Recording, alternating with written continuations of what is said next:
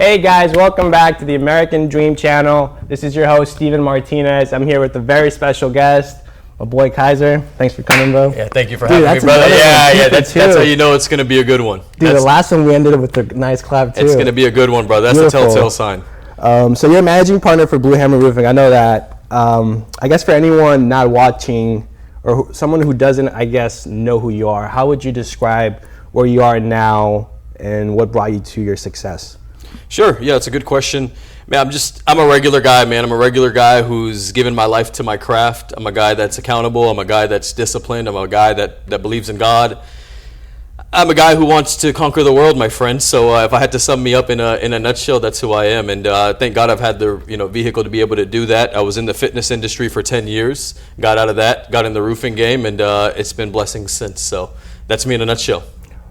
Well, we want to dig deep. I'm talking like childhood, like what made you the man that you are today in terms of that? Obviously, I think every entrepreneur has kind of that spark or that moment in life where they kind of like, oh man, I think this was a transformative moment in my life. Like for me I met my mentor at a bar at like 2 a.m. at Bottle Blanc during 2020 during COVID. Nice. Which bottled? The one here in Houston. Oh, okay, very nice. So I was doing my MBA and then I was talking to my boy and then I met him. Long story short, pretty much a pivotal point that I got introduced to the industry. So I guess what I'm trying to say is for you, what was kind of your trajectory that led you to that success? Yeah, without going too far into my childhood as of now, my professional career started, I was working in the retail business, like at Best Buy. I had 2 jobs. I was working there and I was working American Eagle, like the clothing store overnight. I was doing like packaging and all that stuff. Long story short, I got fired from Best Buy. And why? Yeah, I've had better days, but some of it involves some theft, which I'm not proud of. Alleged theft, was and then like some physical assault stuff too. So it wasn't good. Not the best of days. I'm a different man today. Yeah. But everything happens for a reason, and that led me into going into the fitness industry. I met a buddy of mine in a Spanish class in college, which I didn't end up finishing. But again, sometimes people are in your life for a season and a reason. We all know this, right? And that set me up to go work in the fitness industry. I got to tell you, my first interview in the fitness industry is one we mentioned mentors. It's this guy named Larry Lopez. He's a Cuban guy from Miami, right? He's one of my good friends now too. And I remember sitting there in an interview with him, right? And he's like, "Look, kid, I need you to go home, go change, go get a haircut, go shave your beard, go do something with that, and go find some nice shoes. And if you do, we'll set you up for another interview." And I was pissed. Bro, I'm 18 at this time. Like, you can't tell me nothing, right? I got an ego issue at this point. And I was like, "These are nice shoes." He was like, "Find some nicer shoes." And I remember driving home. That's funny. And I was so pissed. But I did it. I changed. Something told me to listen to this guy. Went back home, changed, went for the interview, stayed at that company for 10 years. And that was a big piece of who I am today. So that was a bit of my turning point. What company was it? That was LA Fitness. Okay. Yeah. We have those out here in Houston. Yeah, absolutely. What was your specific role there? So I started off as a membership counselor. Okay. So as a membership counselor, you're hustling memberships on the streets, right? Like you're going out talking to people. "Hey, you look like you work out. Where do you work out at? Oh, nice. You like to lift weights. We've got, over 25,000 pounds worth of free weights." You're getting them, getting excited about the gym. And then I became an assistant manager, then a general manager. Then I moved to Little Rock, Arkansas to be a district manager, and then became a district vice president. Moved around a little bit, and then ultimately became an executive vice president. And it was a hell of a ride, man. So moving forward from there, I mean, that's like apples and pears. You're in from the gym to construction. What was that transition like? Or how did you even get into that industry? Good question. So I had a really good friend, and he's still one of my best friends and a mentor of mine. His name is Kurt Lennington, and he runs a really big roofing business out of Dallas. And honestly, he was also in the fitness industry. He left. And I just saw him graduating to different levels and different heights, and new car, new house, new this, new that. And I'm like, I want some of that too. Yeah. And as much as I love the fitness industry and I love what, that company did for me, sometimes, even in a relationship, you maybe just outgrow each other. Maybe she wants to do this and you want to do that, and you're just not maybe seeing eye to eye. And it's not like it's a bad thing, but sometimes you got to let go to move forward. And I think that's what the fitness industry was for me. So I got into the roofing space, kind of following the people in front of me. And yeah, it's been awesome, man. It's been a really cool blessing. And I know you sold the company, correct? Or We part of did, it? yeah, we did. Was it a last full October. sellout or was it a percentage? No, we do a percentage, and Okay. a lot of those deals are done that way. Not all, of course. You're a smart dude. We did about 70% of our business because whenever these private equity firms invest in your business, they don't really want to like do the work, like take over, right? They want to, and rightfully so, because they've got the financial resources and other resources. So they want to put the money in, have you still work for X amount of time, and get to the next exits, and then they cash it out, and everyone gets paid. So, excuse me. So coming into the roofing industry, I understand you're in the gym, you worked your way up the ladder, the corporate ladder per se, you were hustling, working, and then you got introduced to something through a mentor / friend that you saw. But how did you get in the game? I know I think Kurt owns Linear Roofing, correct? Correct. And you own Blue Hammer Roofing. Blue Yep. Hammer. So how did you start your own thing? Was it kind of like you got like a team together? Was it you by yourself at one point? How did that kind of go? So it's a funny story. I ended up starting up a business with two buddies of mine, and we called it Rafter Roofing. Rafter Roofing? Long before Blue Hammer, there was a Rafter Roofing. We started Rafter Roofing, and I had asked one of the partners, we're just going to call him Joe at the moment, right? I asked Joe to go work with one of our other buddies, Will, because Will also owned a roofing company. Now, stay with me for a second. I asked Joe, I said, hey, go work with Will, try to see if you can learn the ins and outs, and then we'll start up our company. And, of course, I gave Will a call. I said, hey, bro, he's going to come work with you, but we have every intention to leave and start up our own. So if that's going to be an issue, like, no worries, we're good. And I'll never forget his response. He's such a cool cat. He was like, listen, as long as he doesn't take any deals that he does with me, I don't care. I'll help you out. So that's what we did. So then we started up Rafter, and we're selling. We're installing a roof a day during wintertime. And I'm meeting with other roofing guys who are like, bro, you're doing this during wintertime? We're closers. This is what I learned in the industry. Anyways, there was a big piece that we didn't learn, which was like the whole back-end process. So long story short, you're dealing a lot with insurance companies. And due to a lack of knowledge, we ended up in almost $500,000 in debt. Wow. Yeah, and everything was under my name. Shit. All our accounts with our suppliers, even Home Depot, Lowe's, all that stuff. So it got really tricky there for a second. How'd you overcome that? Mentally? Mentally, here's the cool thing about these adverse situations, and I know you know it very well. You either have a breakdown or you have a breakthrough. And when you got a G mindset, the only option is to break through, because breaking down means I'm letting myself down, I'm letting my family down, I'm letting my friends down, I'm letting down everyone that's ever believed in me. And that doesn't even exist in my mind as an option. So those kind of situations make you very resourceful. So I hit up one of my good friends and ended up becoming my partner at Blue Hammer. His name is Freddie Murphy. I hit up Freddie. He had been in the roofing game for probably 5 years at that point. And I was like, bro, I need some help, man. And, man, I'll never forget what that man did for me. He went to customers' homes and helped explain the back-end process. He got on the line with insurance companies, the whole work. And one by one, now 500K went down to 480K, then to 400K, 350, 250, 200, 100, to a point where we got out of it and then even had some profit at the end. So imagine that. And in that, I just realized from a character perspective what kind of dude Freddie was. And it led us to open Blue Hammer Roofing. And then when you started Blue Hammer Roofing, when did you open it? We opened in January of 2020. And then you sold last year? Yes, we sold October of last year of 2023. That's unheard of for a company to sell out in 3 years. What was the secret sauce to that? There's a lot. There's a lot to it, and yeah, I'm pretty proud to say that we set the record for that. So we're that's awesome. we just got to sprinkle that in there. Not to brag, but it's a major accomplishment, because I remember I also spent 10 years at a different company, right? So to be able to do something like that in that period of time, we take a lot of pride in that. There's many things. Jim Collins says it in Good to Great, right? He says you get the right people on the right bus, and I am actually a huge believer in that. But you got to get that bus going in the right direction, and everyone's got to see the vision. And I think that's one big piece that a lot of leaders sometimes miss, is they forget to explain and share the vision. Like you were telling me just while we were outside, you're like, I had a vision for this car and people didn't see it. And I'm walking up to that thing, I was like, dude, you had this thing painted, you had a color, this looks great. Yeah. Sometimes we see it, and maybe sometimes people can't see it, and that's okay. But if we can articulate it and we can live it out, people start becoming believers slowly, right? I think that was one big piece of it. And then secondly, man, listen, I know everyone says this, so this doesn't sound very cliche, but our people, listen, if you pull away the people in our business, we don't really have much. I think we got some good processes. I think we have some good systems, no doubt. But our people, like our culture, and like they have driven this thing. There's been so many processes that we've implemented because we just listen to our people. Because they're our frontline leaders, right? They're seeing things that I'm not seeing at this point. So we listen to them, we meet once a month with them, and we just get feedback. Hey, tell me all the problems in the business, and then let's figure out solutions. So I think a combination of those things and, you know, being hyper competitive and aggressive, I think anyone can dominate whatever their space may be. Absolutely. So Blue Hammer Roofing, and having said that, I guess when you first started it, was it just like from the get-go, just all... Yeah, well, remember, we're COVID babies. Remember, 3 months into it, COVID hit.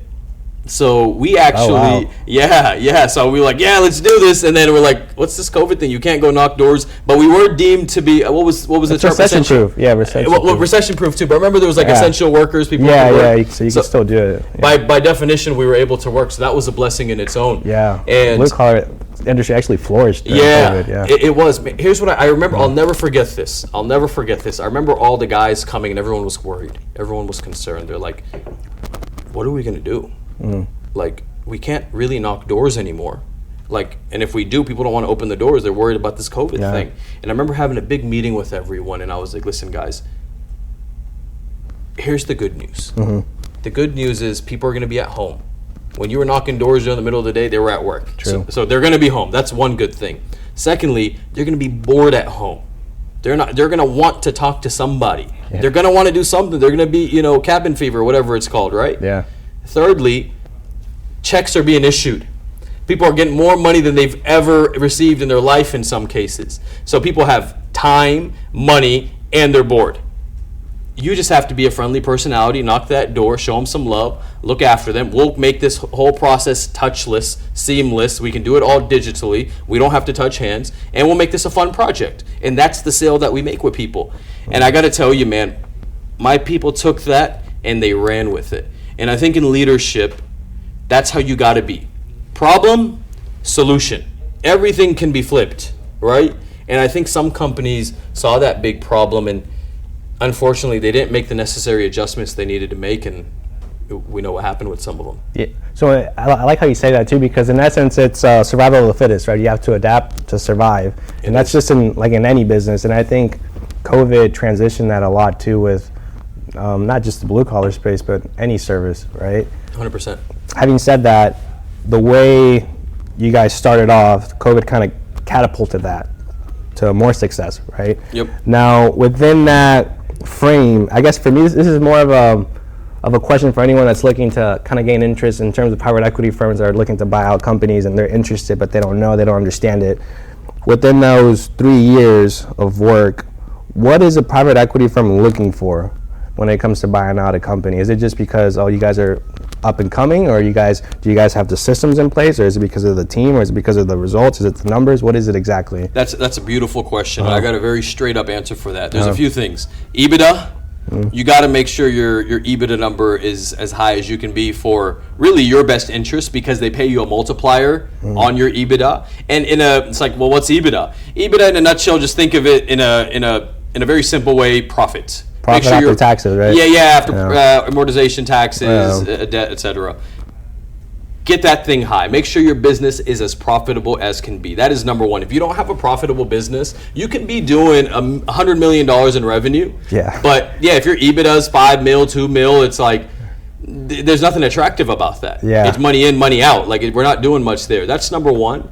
But the other piece is it must be a scalable and sustainable business, meaning private equity must be able to look at what you've got going on and saying, okay, if we implement X, Y, and Z, we can scale this thing from here to all the way here. Wow. And these practices that they already have in place are sustainable. And matter of fact, we can actually be more of a value add and make this thing that much more profitable. We'd want to invest. It's almost like, think of it like this. It's almost like buying, if you're flipping houses, you don't want to buy something that's complete shit, right? Because you're like, man, this is going to take like $1 million to fix. Yeah. But if you look at it, you're like, damn, this is kind of a steal. I can just do a little bit of floor work here, a little bit on the roof there. I can paint out here, just touch-ups here. But my return on it will be much more than I invest. That's private equity when they're studying your business. Got it. And now in terms of your area where you're working at, Dallas. Dallas is competitive, dude, when it comes to the construction space. How do you differentiate yourself with your competition? Like, what do you do? And I think this applies to just in general for any entrepreneur and business owner. Like, what sets you apart from your competition, especially starting so soon, so quick, being bought out by a PE firm? That's really unheard of. What was that mindset, or like, hey man, like, this is what's gonna set us apart? Obviously you weren't doing the same stuff other people were doing, because then you'd still be there. What was your secret sauce? Man, that's a really good question. The first one, I think, is, and I know it's said so much, but everything is up here, right? You're right. It is the most competitive market in all of the U.S. And we have one of two options, Stephen, right? Okay, it is. Well, I'm just going to not, we're going to lose deals. It is what it is. It's part of the game. Or, no, let's train some more on how we're going to overcome all these objections, like the competitor objection. And let's train some more on it until it becomes like to a point where I can wake you up in the middle of the night, shine a flashlight in your face and say, hey, how you overcome the competitor objection, you're able to rat it out, right? Like, we need to be that good if we're going to compete. And then our product and our service, we have to be top tier. We have this saying in our company, treat it like it's your mom's roof, where... I like that. Yeah, if it was your mom's roof and you lost some money on the job, not that it's not a profitable job, but you didn't maybe make as much profit because you did it the right way, we're not chasing the paycheck, we're chasing the career. And that's the mentality in our business. The long-term game. That's it, man. Short-term sacrifice with a long-term gain. That's the name of the game. And when people get that piece down, we're no longer thinking about tomorrow's paycheck. We're thinking about 1 year, 5 years, 10 years from now. So a combination of those two things, I think if you apply those things in any industry, you'll certainly separate yourself from everyone else. I like that you say that, always looking at the long-term game. I have people ask me all the time, they're like, dude, I have this or that, how can I contribute or provide value? And the answer is quite simple. Is, any way of providing value. I'll give you a perfect example. My editor, you know how many messages I get on Instagram and social media saying, hey, let me edit your... Gazillion. Yeah, and then this guy's like, I'll do it for free for 2 weeks. And I was like, okay, why not? Did it, smashed it, now he's been my full-time editor for like 2 years. Wow. Another one was, have you ever met Tommy Mello? I have not. Have you heard of him? I think through you. Yeah, so he's a solid guy. He sold A1 Garage for 150 mil. I think like 49% of it. Absolute great guy though. Like, you'd love him, man. Beautiful. Long story short, we go to dinner, and then I know how it is when you're an entrepreneur and you're successful, because I'm in that same boat, and I'm very, I guess, traditional in that aspect of the way I was raised. So we go to this normal place, nothing crazy. And then I'm like, can we go to the restroom? Go to the restroom, like, get the waiter, I'm like, put it on my tab, close out. And then that's unheard of for a lot of people, bro, because, a lot of people like to leech and freeload and take advantage, right? And that small gesture of me doing it to a billionaire, buying his dinner with his fiance, and then me and my girlfriend at the time, ended up creating the best relationship ever. He spoke at my event last year. Did a sponsorship of like $25,000. So just to let people understand too, is like, it's all about providing value, and the fact that you're saying that create the long-term game, I think is very important to understand. Having said that, with Blue Hammer Roofing, what's the plan now in like the next 5-10 years now that you guys are bought? Are you still going to pertain to it, or what's the goal? Yeah, good question. We want to be a $1 billion brand.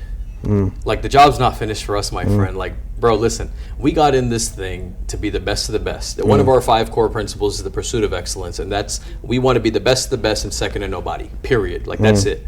We've done a private equity deal, which is awesome, cool, great, but the job's not done. Like, now, to me, the way I see it is, we were playing minor league ball, and now we're playing major league ball. And you know what happens in major league ball? One of two things. You get a lot of people who get a big fat payday, and then that's all they ever wanted, and you can tell because their career, their trajectory was this, they get paid, and they didn't. They're on the bench now, they're just chilling. Yeah, they're chilling, or they go downhill. Yeah. For us, no doubt, we may have got our payday, but for us, we're interested in that Kobe mentality. Like, okay, we got this payday, but it's because we're here to get to the next level and the next level and the next level. That's what we're after. So we will acquire more companies onto our platform. And I'm interested in potentially taking on some bigger roles on the private equity platform and helping out these other businesses that are with us, and then just continuously building, man. Because what that's going to do is it's going to create more opportunities for our people, man. And I've got a lot of really good people who've been rolling with me since day one. Some guys have been rolling with me for a decade from my fitness industry days. Wow. And I want to make sure I can make them millionaires. And I want to make sure I can give them lives that they dream of and their families dream of. You know what I'm saying? Like, if we can do that, for me, mission accomplished. And then I can ride off into the sunset. But until then, the job's not done. I got to make these guys millionaires, man. Bro, let me dig into your mind. Like, this is fascinating stuff. Your mindset, that competitive hunger, that drive, where does it come from? There has to be a source. There has to be something. There's a driving factor behind someone. What is that driving factor behind you? Yeah, I've put a lot of thought into that over the years. And listen, I think probably like most people who are competitive and want to get after it and want to take shit over, they usually don't come from much, right? So I've got some pretty humble beginnings. Like, I wasn't born in this country. I came here when I was pretty young, and we were immigrants, and we lived in small little tiny apartments. And I'll never forget, there was times of the day we were living in Southern California, right? And we were living in a small little 2-bedroom apartment. And there's 5 of us at the time, my parents and my 2 other siblings. And I was the youngest at the time. And there'd be moments of the day where I couldn't go outside and play because we lied on the application and said there's only 4 people. Because you can't have 5 people living in a 2-bedroom apartment. Like, they have standards, right? Like, they don't want to overcrowd it, community, whatever the guidelines are, I don't know. And that sucks. And I did that for many years. We'd move into a little house, and people would come over like, oh, you can't, the owners, the landlords are coming, and you can't be at home. And it's like, because we also told them there's only so many people in the house. And listen, I say this with all the love and respect for my parents, because they did the best they could do, and I love them for that, and I respect them for that. I wanted a better life, man. Of course. You know what I'm saying? And the people around me, I want to give a better life to my family, my parents, my future children, my team, the people around me. And something about that just makes me not want to stop. It's just, sometimes I can't even explain it. And I think just a piece of it, Stephen, is like, when you're a man and you're a man and you really harness into who you are as a masculine male, I think it's in all of us. I think some of us shut it down because people in the past have said, oh, you're doing too much, or you're too loud, you're too this, you're too that. I didn't give a shit. I didn't listen to any of that. Because I'd look at and I'd study people, and I'm like, you're telling me this, but I don't want to be like you. So why the hell would I listen to you? So I just kept going. And I got to tell you, man, all the people that are highly, highly successful, none of them told me to slow down, and I want to be just like them. So I know it's kind of a long-winded answer, and I took it in a couple of different directions, but I think it's the root in all of us. I think that's the perfect answer I was looking for, honestly. If you asked me the same question, I would say your driving factor comes from childhood, 100%. Yeah. And my mom and dad got divorced when I was 12, 13. My mom cleaned houses. No one told me to wake up at 5 a.m. to help her clean houses. I did it with my own goodwill. And, I saw the sacrifices, and I guess the drive that someone comes here, right, for an opportunity, a better life, a safer life, and I didn't want to take advantage of what they gave me. And then I worked my ass off. I obviously went to school, but then my pivotal point was when I met my mentor, and then it transitioned from there. But that's exactly what I was kind of asking for. Would you say your parents obviously too had a big kind of embedment in terms of your mindset? They always wanted you to hey, be the best, you're here, drive. Yeah, I respect that a lot. You know what's crazy? Not really. Really? But let me tell you why, though. Immigrant mindset. That's interesting. Continue. Yeah. This isn't our country. We're not meant to do these kinds of jobs. Go to school, get a degree, get a good job, stay safe. Consistency, stability. Yeah, and listen. Yeah. I understand. Because who told them that? Their parents. And who told, that was the thought process. Yeah. And nothing about that sounded exciting to me. Listen, bro, I saw my dad work like a dog for years all my life. My dad still works his ass off today. He doesn't need to. Yeah. But it's in him. He got that dog in him, right? He just does, man, and I respect him for it. Yeah. Same. I saw him do that for many, many years, and we've struggled still. You know what I'm saying? And I wasn't okay with that. I just wasn't. I was like, I want more. Like, why are these people out here driving these Lamborghinis, Ferraris, and McLarens and living in these badass houses and I can't? But yeah, the thought process of my family was, even when I got in the fitness industry, is like, no, you need to stay in school. Ma, I don't want to go to school. Then I got a promotion. Well, yeah, anyone can get that promotion. It was assistant manager. Ma, I got promoted to general manager. Pops, I got promoted to general manager. Yeah, but you're kind of at a slow gym, so it's not the same. It wasn't until like 4 years in the industry, I became a district vice president and I had a 6-figure salary. And then they became believers. And then they were like, oh shit, son, like, okay, you're doing it. You got it. Like, you're doing all right. Yeah. And I was like, yeah. And then before I left the roofing industry, the roofing industry, they were like, listen, the dumbest thing you can do is leave your nice job with your nice pay. You worked 10 years to get here. Why would you leave? You're an idiot. And I was like, it's not enough. I want more for us. And thank God, man, it's led us to where we're at today. So, but sometimes you need doubters. It's the best thing you can have, and you know what I'm talking about. Because although it's great to have your parents' support, but how many people along the way doubted you, told you weren't going to be shit? Oh, a lot, bro. More than the people that supported you. True or false? Very true. And yeah, very true. Since I was in high school, man, especially moving forward, once I wanted to do my own stuff, it's been a roller coaster. But my mindset is it's so strong, kind of like yours. People could say this or that. I don't care, dude. I'm so bounces driven. right off. It does. I'm driven, motivated. I'm so hungry and determined to be successful. Bro, if you're 26, look at you. Like, we're doing an interview on your podcast. You got a big show coming up. Like, this is insane. You should be proud. You're doing big things. I'm like you, though. I'm not like, and that's my default, bro. Like, I'm a perfectionist, so it's like, all right, cool, but there's more. There is more. You know what I mean? I'm not saying to stop. I'm saying take a second to be like, cool, dope, keep it moving, though. I'm not that guy telling you, you should be proud, take a whole day, a week, month. No. Take a moment. We're moving strong, we got to go, though. You got the whole world to conquer, just like I do, my friend. And the more time we take off, the more time the competition has to catch up. And I'm not letting nobody catch up. So let me ask you a question now. So I understand, I guess, your childhood, right? How it was, your family, the circumstances that you were brought in, and then the vision that you wanted to achieve. Having said that, you moved forward. High school, you didn't go to college, correct? I made a pitch stop in college. Did you get a degree? Or? I absolutely positively did not get a degree, no sir. Regardless, you were in the gym industry, you killed it, and then obviously you're hungry to become more successful, which is fine, right? So that's an entrepreneur mindset. Having said that, in terms of, I guess, your surrounding, and I want to kind of touch base on this because you're young, and I think you understand my question. At what point in your life did you realize I have to let go of like the weeds, or take out the weeds, or let go of X or Y person? For example, myself, I'm 26. If you ask me how many friends I have my age, I'll probably say 1 or 2. And one lives in New York. He owns Cereal. It's like a $50 million company, and the other guy has a construction company in Minnesota. Like, for you, how important is it to surround yourself with people that want to do well like you? Bro, listen. We have a new hire training academy that just came in. Every month we bring people onto our team and we put them to a 5-day training academy. And I'll pop in one of the days and I'll give them 3-4 things that I feel like everyone should do if they want to be successful in the industry. Number 1 on that list is always what you just said. You must surround yourself with the right people. If you want to change the trajectory of your life, it's actually quite simple. It's not easy, but it's simple. And the difference between easy and simple is this. I want to lose 20 pounds. It's simple. Lift weights, do cardio, eat better. But ask someone who needs to lose 20 pounds how hard that is. It ain't easy. But it is a simple formula. Just like surrounding yourself with the right people is a simple formula. You want to change the trajectory of your life, change the people that you hang out with. Now, here's the thing.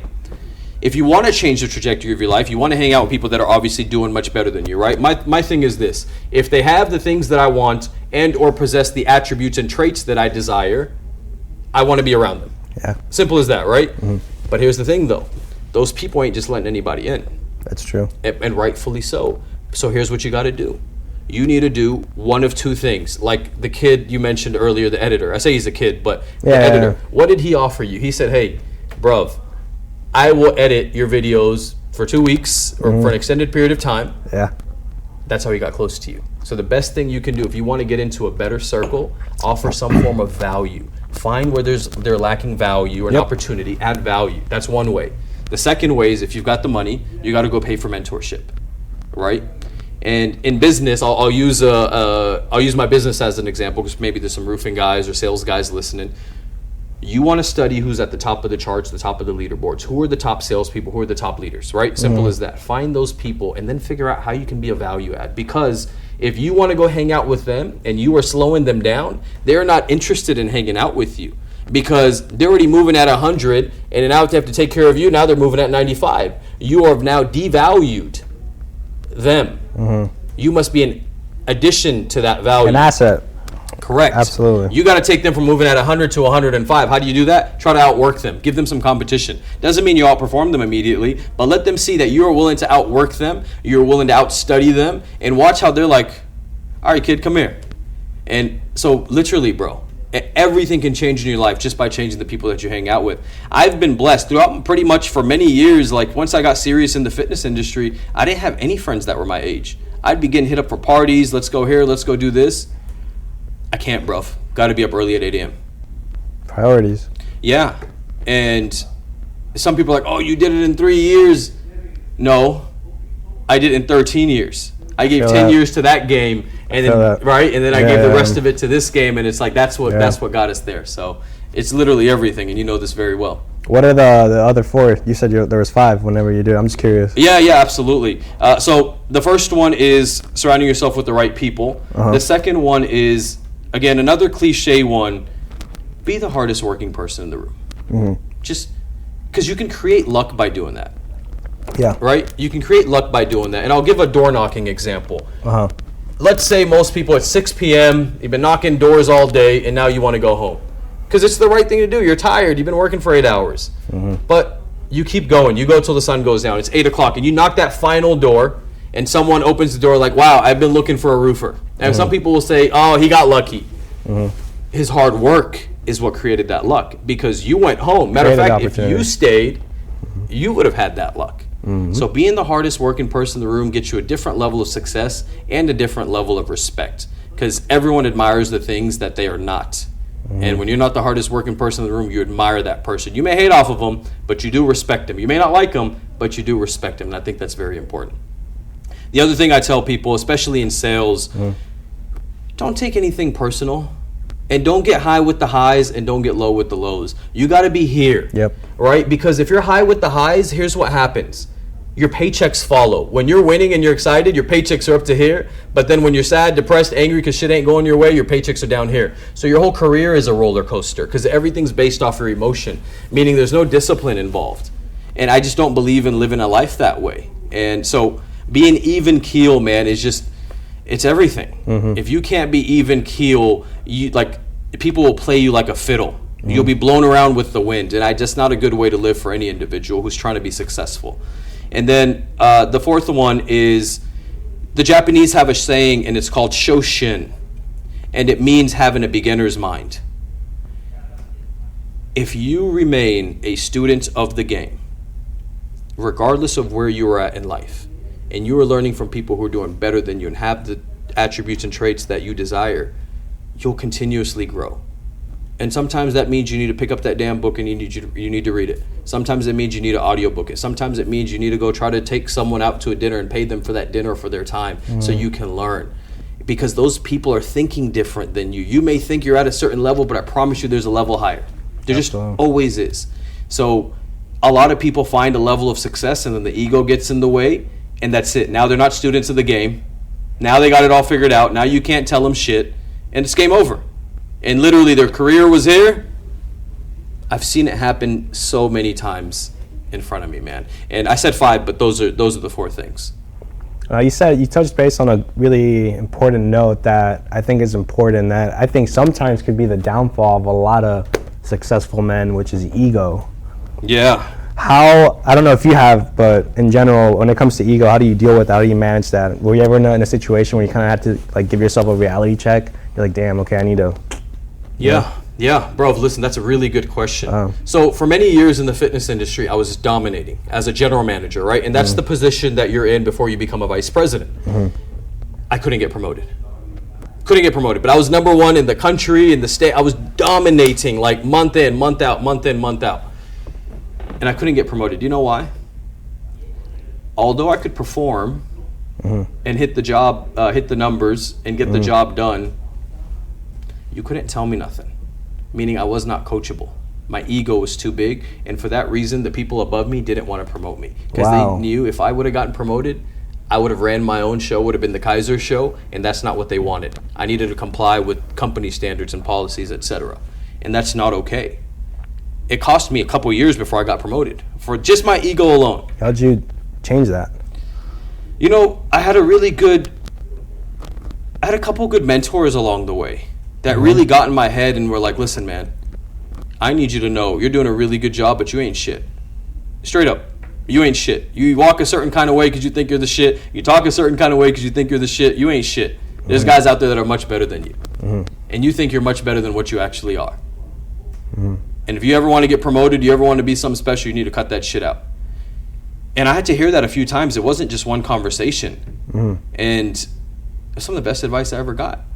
So let me ask you this, and this is me asking personally. How do you balance, I guess, ego and confidence? Because you need confidence. 100%. Bro, listen, don't get it twisted. I think ego is a beautiful, beautiful thing. I think just like anything else in life, once you have too much of it, it can destroy you. Anything in surplus can destroy you. Water in surplus can drown you. Yeah. But you need it, right? It's finding that balance between you have to be confident. Confidence can get you anything in this world. I agree. You can walk in somewhere without being in the right clothes and they have a dress attire, but if you're confident, they're like, it's okay, come on in, sir. You know what I'm talking about, right? Yeah. Confidence can get you whatever you want. You could not know a specific subject, but if you say it with confidence, people will listen to you. When I didn't know roofing in the beginning, I would just say things with such confidence and customers like, okay, cool. Yeah, sign here. Yes, ma'am. Thank you so much. Yeah. And meanwhile, I'd walk out and be like, I didn't lie. But I don't know what the hell I just said. But that's the game, right? Yeah. So I think having that level of confidence is very, very important. And here's the thing. When your ego starts becoming very destructive, that's the part. That's not confidence no more, bro. Yep. That's the sign for me. That's the line. Yep. Now everyone's saying I'm arrogant. I'm destroying relationship. My business is going backwards. People are leaving. Okay, there's a trend. Let's stop for a second. But ego is the most amazing thing when it's constructive. Ego is what drives guys like you and I. Like, let's be real for a second. No doubt our past matter and everything else that we said. But listen, you're a man like I'm a man. And you want to take over shit like I do. And that's fueled by ego, bro. And it should be. Like, we want to have the shit that the rest of the people don't have and can't have because they're not willing to put in the work that you and I are. And I think there's nothing wrong with that. I think over the years we've been told there's a problem with that and you shouldn't want more and that's enough and when's it enough? We're not speaking the same language. But I don't want to understand your language because your language is lazy. I don't want to, because is there enough for me and you when we talk? No, not one bit. I don't think so. We're going to go to dinner tonight and you're going to talk about how you want to take over the world and I'm going to talk about it and neither one of us will be like, well, I think I'd probably stop here. Stop? For what? I don't know what that means. I genuinely do not know what that means, and I'm not interested in knowing what that means because if I stop there, that means I stopped caring about my family and my legacy and my lineage, and that'd be a shame to them. That'd be disrespectful to them, so that ain't happening. I see the same viewpoints that you see. I tell a lot of people, actually, I'm like, the family tree can only go on for so long. Well, let's say you get all girls, right? Boom, your last name's quote unquote dead, whatever. Legacy is what it's all about for me. The way I see it too is my driving factor, aside from family, mindset, competitor, why not me, man? Why not me? Why not you? If someone's gonna do something, why not me? Straight up. And I think that's taken me really far in terms of my career, my achievements, the people that I've sat down, because if it's not going to be X or Y, who else is it going to be, right? And you need that mindset, you need that hunger. Yeah. Let's talk about one thing now, and I want to touch base on this because I think you're good at it, because I like how you speak. Sales, you're a closer. What's the art of the close for you? Let me tell you a story about my childhood real quick, okay? Okay. Because people have said that, and I appreciate it. Thank you for that. I appreciate it. I think I'm a pretty good speaker. I don't think I'm great, but I think I'm pretty good. You articulate well. Thank you. I appreciate it. I've spent a lot of time on it as I stutter saying the thing that I'm supposed to, right? When I was a young boy, I was an immigrant kid, and I was in ESL.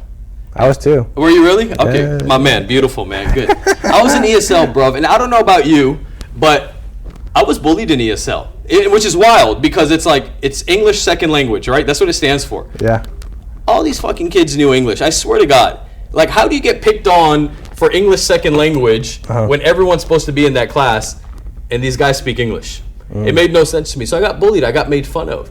And I think that has a big piece to do with who I am today and why I spend so much time in being able to articulate myself in an effective manner. Yeah. Because I've also learned over the years is this, because everything's fueled by something, right? Patrick Bet-David's got a really good book on it. It's called Choose Your Enemies Wisely. And it's being able to find people or situations that bullied you, picked on you, doubted you, etc., and then using that as just fuel to just dominate them. And then once you dominate them, you realize it's not even about them. It's really about you and who you want to impact and who you want to become. The second half of that answer is this. I think everyone should learn how to articulate themselves in a manner that's just easily digestible by the masses. I'm going to tell you why. The best communicators in the world are the ones that rule this world. Yep. Like the Hitlers of the world were very powerful because how they could articulate. Presidents, right? Like we hear them. Maybe I don't know about that. I don't know about Biden. But outside of that, prior to, if you ever heard like a Barack Obama speech, he's right? good. Incredible. You heard Trump speak, and he could just like captivate the crowd. He'd have people cheering and doing all sorts of crazy stuff. There is so much power in that, bruv. Because one of the big things I mentioned earlier is you got to be able to articulate your vision.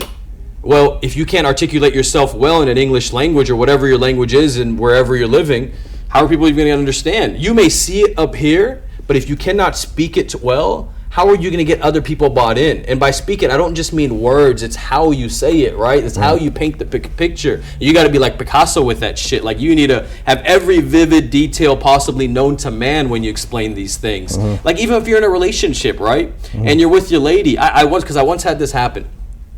I had an ex-girlfriend tell me, you know, you're so good at talking about your future and your vision that like, but I don't ever see like me in any of it. You don't ever talk about like me when you're talking about where you're going, what you want to accomplish, etc. Oh wow. Yeah. And in my head, I was like, well, maybe you should get the point. I'm kidding. Terrible. but yeah, it did. Well, it's your future though. At the end of the day. But I think the point is, people got to know where they fit in. Right. Like in our business, when I was sharing the vision of where Blue Hammer's going and who we want to be, people want to know, okay, but what does that mean for me? Where do I fit in? Like, what am I going to do?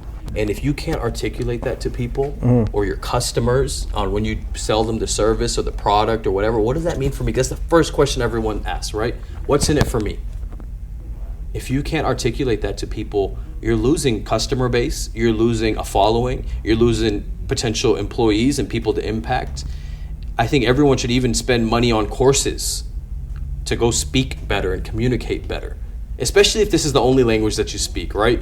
You speak a couple languages, I speak a couple languages. But if this is your one and only language, and they say conversation rules the nation, you should invest in your ability to communicate and speak. Because it'll take you to heights that a lot of other things just won't. So I've made it just a priority to read more, to study more on it, and just get better with it. So if I'm in situations like this, or I'm in front of 5,000 people or whatever, people can feel what I'm saying. Because there's that old saying, people don't know how much you know until they know how much you care. And truthfully, to get to people's minds, you got to go through their hearts. And when you're a good speaker, you got to be able to hit people's hearts first. Yeah, and then once you get their emotions, then you can influence their thinking. So I think it's very important that we do that, man. That's how we change the world. That's beautiful. So in terms of, I guess, your projections, Blue Hammer aside, Kaiser, where do you want to be doing in the next 15, 20 years? Where do you see yourself? That's a really good question, bro. I want to do a few different things. Once this Blue Hammer thing and private equity stuff is done, like, which will be many years from now, but let's say 15 years from now, right? I want to do a bunch of passion-driven stuff, because I'm not a believer in like chase your passion shit. I think that's a bunch of bullshit. Like, you learn your passion by becoming good at something, and you become good at something by trying something, right? You never knew soccer was your passion until you went to go play soccer and you tried it, and then you started becoming very good at it, and then you started getting recognition and you started getting accolades and trophies, and now magically it's your passion. That's how passions work. That's a really good theory. I think I would agree with that. Right? Like, that's how it's built. Yeah. Like, that's how passions are built. So, I'd like to, and I do have some passions. Some of my passions involve, I love cars. I love watches. All right, so I'd want to get in that game at some capacity, like nice higher-end luxury supercars and things of that sort. I like to mess around with that. But that wouldn't be enough for me. I'd like to do something where I want to work with the young men of the world. I've had the ability to go speak at schools to young boys and kind of just talk to them about what it means to be a man and be a strong man, because there's a big agenda being pushed that's really the exact opposite of how you should be soft, how you should be weak, how you should cave in and not pursue to be the best version of yourself and be someone of honor and merit. And I just, man, I disagree with that so much fundamentally that I will literally go and speak for free to kids all around the world to tell them that's a bunch of shit, and here's what you really want. Let me show you how you can get the supercars and you can get the nice house and life and nice woman and give them the lives that they all deserve in your families. So I'd like to spend a lot of time doing that and working with the young men of the world. That's something that really excites me. So let me ask you a question. Prior to what you said, what are the key elements in terms of what defines a man? What makes a man a man? That's a really good question. So what I'll use an acronym that I used when I spoke to kids at the Barack Obama Leadership Academy in Dallas, right? And the acronym was MAN, M-A-N, and I'll explain each one. M stands for masculine, A stands for accountable, N stands for network. If I had to sum up what a man is, a good man, right? A good man is a man of fundamental principles. A good man is strong physically and, of course, mentally and emotionally. A good man is disciplined. A good man takes care of his woman. A good man takes care of his kids. A good man takes care of his parents, his family. He takes care of everyone that he loves. A good man is willing to sacrifice himself for the greater good. A good man is one who is selfless. I think in a nutshell, that's what sums up a good man. A good man is accountable. A good man does not make excuses. A good man does not point the finger, oh, it's Steven's fault. No, it's not. It's your fault. Why are you pointing the finger at him? Why are you pointing that finger at your ex-girlfriend? You chose her. Did someone put a gun to your head, say you have to be with her? All right, well then why was that gun to your head? Why were you in that situation? You know what I'm saying? Like, you have to be accountable. There's no excuses here, man. Like, you can't. Because once you accept one excuse, you accept all of them. And that's the shitty thing about excuses. That's how it works. And society will give you socially acceptable excuses that are just, oh, but excuse. But but so-and-so, because of his ex-girlfriend, he's not the excuse. You can't be that guy if you want to be someone that's honorable and respected, man. And that's another big one. A good man is someone who values respect over love, in my opinion. Because truthfully, and I sent this message out to my team yesterday, to all my leaders, we have market partners in different cities like Dallas, Austin, San Antonio, and I said, guys, please don't ever be in a situation where you're craving the affection of your people. If you're going to crave something, crave their respect. Respect is everything. They don't have to like you, they don't have to love you, but they damn sure need to respect you. Because when people respect a strong man, they'll follow his orders, his commands, his lead, I should say. When they don't respect you, it's over. Just like with a woman in a relationship. I've learned this about women over the years. If a woman respects you, bro, she will literally do anything for you.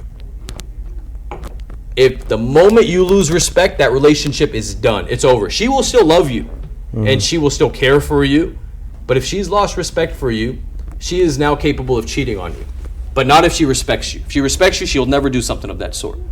And I've just learned that over the years. I've studied relationships, including my own, and I've seen where I've went right and where I went wrong. And respect trumps everything in this world, especially when you want to be a leader in a household, in politics, and business. Respect is everything. And then the final piece of that is a network. Good, strong men need other strong men to push them.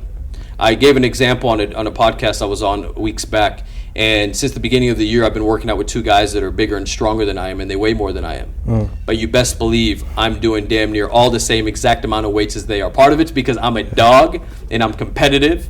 And that's what strong men will do. They'll challenge you. They'll push you, bro. Because, listen, I've been working out before them. Why am I pushing myself that much more that I'm working out with people stronger than me? Network. And that's why it's important for these relationships to exist, right? Because Absolutely. there's areas in I don't have a podcast. I'm interested in having one. Who do you think can maybe help me with one? You just mentioned it earlier. Hey, man, I could connect you with so on and so forth with this app and so on. And, this is what good networks of men do. So Bringing value and trying to lift each other up and help each other out. Correct. And Yes, at sir. the end of the day, too, not always asking for anything in return, just doing it out of the goodness. Yeah, and you know what good men do? They remember and they go out of their way to return that favor. Not that we're keeping score, I agree 100%. but I want to reciprocate. Yeah, like the example with the dinner that I mentioned to you. Yeah, I want to reciprocate, man, Absolutely. and it should be that way. Yep. It should be that way. So I think those are very important, like key attributes and traits that every man should possess. So let me ask you a question. So let's say there's a kid, right? Let's say 16-year-old kid. He's hungry, he's driven, right? He's a young entrepreneur, ambitious entrepreneur, aspiring entrepreneur. He has a vision. Maybe he wants to create something, right? He's hungry, he's focused, and he's like, Kaiser, how do I start my own business? How do I make it successful? What are some of, let's say, or 3, 4, or 5 tips that you would say, okay, when it comes to business, doesn't matter what it is, this is what you have to do, this is what you have to implement, and this is how you execute it? That's a very good question. I only have 2 things to tell this young man. First things first, go learn sales. Okay. That is absolutely positively number 1. I'll say that until I die. Go learn sales. Bro, when you go learn sales, it is like a self-discovery journey. It's not just sales, but you learn how to deal with people. This world is all text messages, DMs, Instagram, Facebook, etc. Go learn this. Go learn face-to-face first before you go do anything else, because you're going to be selling to customers, right? You have a product or service. It's like, oh, it'll be all digital. Well, you don't think you'll ever have to meet with anyone at some point in a face-to-face conversation? Certainly you will. And if not, it will be via Zoom, but you have to go learn sales. You learn negotiation. You learn how to deal with the word no. Do you know how difficult it is in today's day and age for someone to hear the word no? They shell up. They don't even know how to handle it. They freeze like, oh, shit, what? They can't even communicate no more. Yeah. It's crazy. Like learning those traits, learning the art of the hustle, learning to go build your own thing, go do a commission-based sales job. Watch what that teaches you. Go learn to knock some doors. Go learn to go prospect at a Walmart and go try to sell something.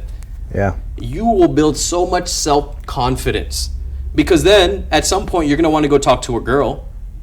You've been talking to thousands of strangers every week. Do you think you're going to be that much scared to go talk to the woman of your dreams? Probably not. It's a self journey that you go through, and it's one of the most beautiful things in the world. And every man, really every human being in my opinion, but I can only speak to men at this point because that's what we're talking about to a certain extent, go learn sales.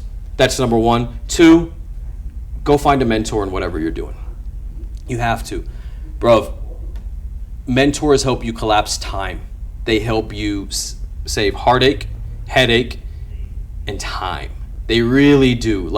And money, because the right mentors was up. I've been there, done that. That cost me X amount of dollars. Don't do that. There's so much value in that. If you can do those 2 things, everything else you can figure out, bro. Everything's on YouTube these days. Everything you can study in a course, you can buy a course, you can attend a class, you can go do whatever. But without having sales experience and learning that true hustle and how to deal with rejection and learning negotiation and techniques and how to deal with one-on-one human interaction, along with having someone there to guide you and protect you and save you money, time, headache, heartache, you're going to be going through this vicious cycle where you won't even get it down for like another 10 years. Cut that down to 5 years. Those would be the 2 biggest things, and everything else you can figure out. I agree. I know kind of talking to you when I was driving here, you were telling me, we were trying to do the podcast early, but then you're like, oh, it's fine, bro, I have work, workout, and then pray.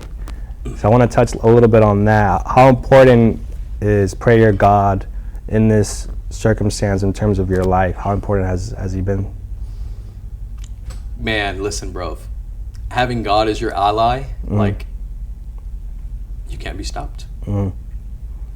If it's me against another man, and I got God on my side and he doesn't, who's winning? I'm winning 100 out of 100 times. Simple as that. God gives you things that no other human being can give you. God can help you with the heartache when you go through a breakup like no other human being can help you with. Because it's something much bigger than you. When you're depressed and you're sad and you're angry, you're mad, you can reach out to God and share whatever you got going on, and God won't judge you. And God will, matter of fact, be like, I understand, and God will help you through whatever you're going through. Other humans either A, won't support you, B, will judge you, or C, don't even know how to handle you. God does. Having God as your ally, I think, is the most important thing that any and every man should do. Like, we must, man. Like, that's just a force that you cannot mess with and you cannot compete with. Like, it is a very divine force that you can't even, like you can feel. Yeah, you can. But, like, it's not tangible. Yeah. That's all I can say. It's that important to me. And I think if more people got closer to God, I think their lives would change and they'd find a deeper sense of purpose and happiness. There's a lot of people who can't find that. And I've never really met anyone that's close to God or prays that says that they're not anywhere in alignment with their purpose or happiness or anything. It's always the people who are far, far away from God. And it's like, I know why. So having said that, I guess for someone that watches this and they're like, man, it's so easy for him to say that. He's successful, right? Everything has gone his way. In your dark moments in life, you know, did you still have that relationship with God too? Was he the driving factor within that too? Because a lot of people will give us shit, right? For like, oh, it's easy for you to say, you're successful already. Sure. You know, but I'm talking, you know, those dark moments are like, hey, like, no, trust me, like, take it from me. When I was in this position, this was like at the moment. Man, that's a really good question. I think like most people, my relationship with God over the years has been up and down. Okay. I can't say that it's all been highs. There's been some lows, and I think that's part of the journey, though. I think we're humans. We're meant to make mistakes, right? Like, none of us are perfect. We're meant to increase our faith, decrease our faith, and go through these ups and downs. But as long as we end up back to where God is at, I think that's ultimately what's most important. Obviously, if you can stay closer to here than here, much better. But I've had my fair shares of highs and lows where I've been mad, where I've been upset, where I couldn't explain it, and I felt like, you know, no one was looking out. Bro, listen, 3-4 years ago, I was $500,000 in debt. Like, you don't think I went through it all? My family's counting on me. People are counting on me. I went through a breakup that broke my heart, that crushed my heart, and I had to go to God, man, because I was like, I need to like feel something again. Like, I need to get out of this slump, like with this mental slump, this emotional heartache. And you can only exercise so much. You can only stay busy so much. You can only do so much without seeking the help of God to overcome some of these things. So I think regardless of where you're at in your journey with God, I think just don't stop praying. Because certainly the recipe to fail and to get further away is to stop praying and to stop believing. Even if your heart's not in it while you're praying, maybe there's that old saying, motion creates emotion. I don't know if you've heard that before. Motion creates emotion. The motion of praying will maybe slowly over time start generating emotion, which will start like just re-inspiring you and reconnecting you with God. Just don't get too far away. That's my brother, I appreciate it, man. Thank you so much. Before we close out, is there any final words that you want to say to a viewer? Any closing statements? I didn't come with any story or any narrative or anything I'd specifically like to say. But if you're putting me on the spot, I'd encourage everyone to just work on being the best version of yourself. Get close with God. Become someone of discipline. Become someone of merit. This is a short life we get to live, but we spend a lot of time here. Be someone that's honorable. Be someone that's solid. Be someone that's respected. Be someone that people will remember. Be someone that when your time comes, there's a long line of people at your grave saying that, man, that human being, that person changed my life, that person impacted my life. Because I promise you, if you spend your life focusing on other people and making sure they're good, you'll always be good. It's just how God works. It's just how the universe works. And if we all follow that same sentiment and that thought process, we'll be in a much better place than we are today. And that's all we can ask for. So thank you so much for having me, my brother. I appreciate you, man. Thank you so much. Yes, sir. Thank you guys for tuning in. I'll see you guys in the next episode.